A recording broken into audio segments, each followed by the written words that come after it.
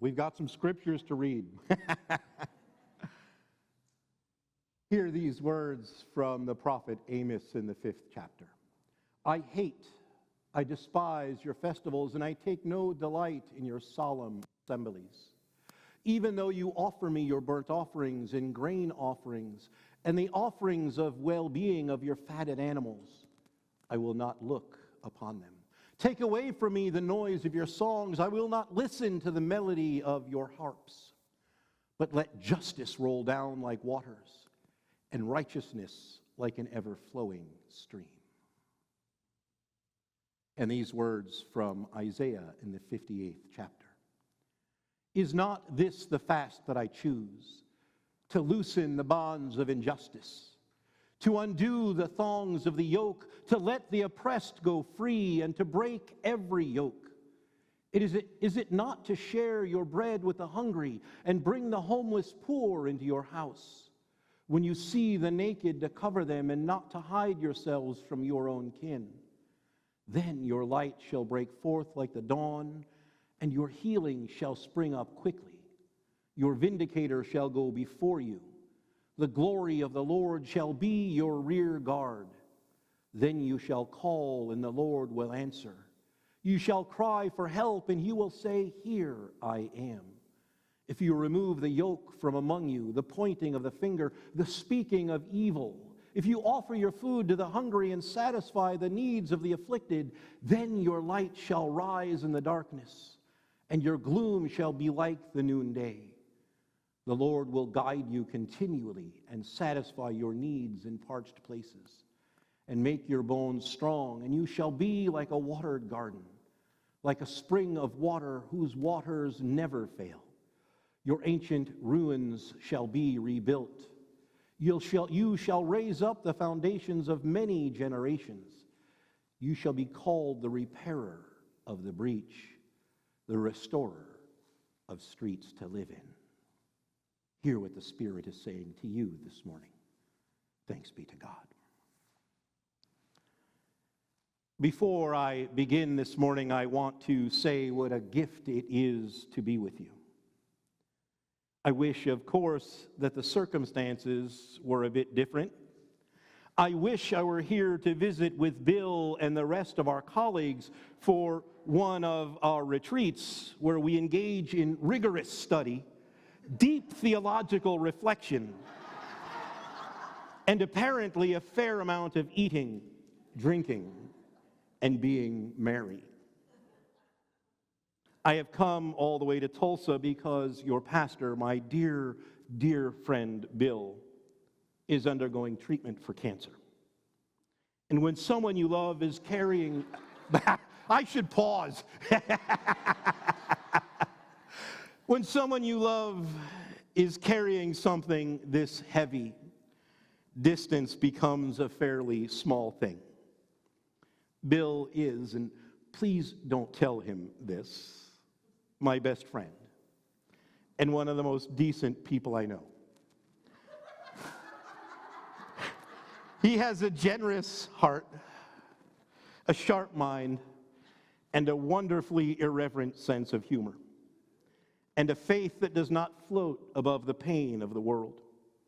His faith walks directly into that pain, carrying compassion, courage, and usually something that makes you laugh when you thought you had forgotten how. Bill also tells stories and jokes in his sermons. I will be doing none of that this morning, which may be the first clear indication that I am no substitute for your pastor. So I do not come to fill Bill's shoes. I come simply as a guest preacher. But more than that, I come as a friend, standing with my friend and with a congregation that loves him. Thank you for loving Bill. Thank you for carrying some of what he cannot carry right now. And thank you for welcoming me. There is something powerful about a birthday. A birthday is cause for celebration, but it also calls us to honest reflection. Birthdays are times to reflect and to remember where we came from. We tell the old stories. We name what has been good.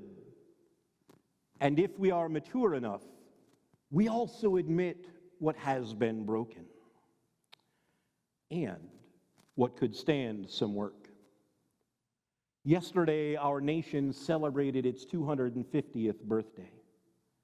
250 years ago, the Declaration of Independence announced that all men are created equal. Not all people, all men. And even then, the men who wrote these words did not mean all men. They did not mean enslaved black men. They did not mean indigenous men. They did not mean poor men or men without property. And they certainly didn't mean women at all. The language was limited, and reality was even narrower. The Declaration spoke of equality while human beings were bought and sold. It spoke of liberty while indigenous people were being displaced from their land. It spoke of the pursuit of happiness while most people had little voice in the government being formed. That does not make the ideals meaningless, but it does make them unfinished. America has always lived in the gap between what we proclaim and what we practice, between the nation we imagine ourselves to be and the nation we actually are. The Constitution speaks of forming a more perfect union, not a perfect union, a more perfect union. To seek a more perfect union is a deeply reformed calling.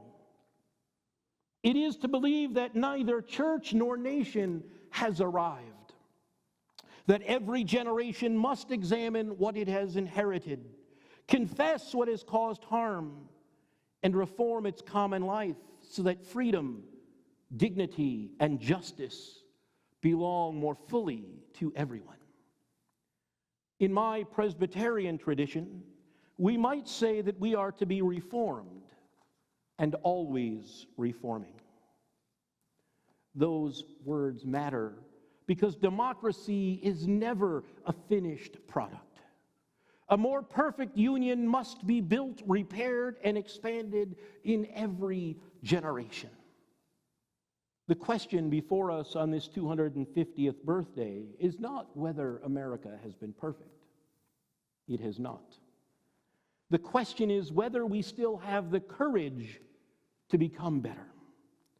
Patriotism at its best is not pretending that the country has never done wrong. That is not love. That is denial. When we love a person, we do not help them by lying about their failures. When we love a community, we do not help it by hiding its wounds. And when we love a nation, we do not honor it by silencing those who have suffered under its power. True patriotism tells the truth. It tells the truth about slavery, about broken treaties, Jim Crow laws, internment camps, redlining, sexism, labor exploitation, homophobia, and the many ways our laws and customs have favored some people while excluding others. But truth-telling is not hatred. Truth-telling is an act of hope. We tell the truth because we believe something better is possible. The prophets understood this. Amos looked at a society filled with religious festivals, music, and public celebration, and said none of it mattered if justice was absent. Let justice roll down like waters, he said, and righteousness like an ever-flowing stream.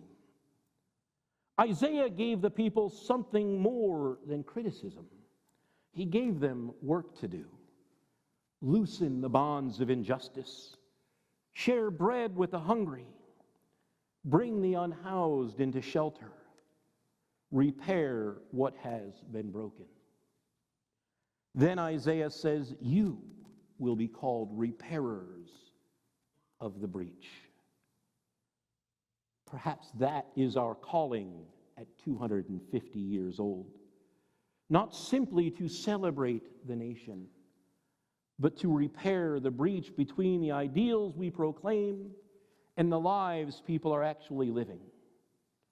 Jesus stood in the same prophetic tradition. He challenged leaders who cared more about rules than people. He confronted systems that burdened the poor. He centered those pushed to the margins. He fed hungry people, welcomed outsiders, and gathered ordinary people to imagine a different kind of community. He did not teach domination. He taught solidarity. He did not teach that greatness came through power over others. He taught that greatness was found in service to others. That is a word America still needs to hear. We live in a time when cruelty is often marketed as strength. We are encouraged to fear immigrants, to distrust the poor, dismiss the vulnerable, and treat political opponents as enemies. But freedom without responsibility becomes selfishness. Liberty without justice becomes privilege. Prosperity without compassion becomes exploitation. Democracy without truth becomes manipulation. And faith without love is just another instrument of power. The promise of equality asks us to see every person as possessing a dignity that no government, church, corporation, or political movement has the right to erase. The promise of liberty asks whether people are truly free when they cannot afford housing, health care, food, education, or safety. The pursuit of happiness asks whether everyone has a fair chance to build a meaningful life, or whether that promise is reserved for those born with the right skin color, zip code, gender, body, or bank account. To aspire to a more perfect union means asking difficult questions.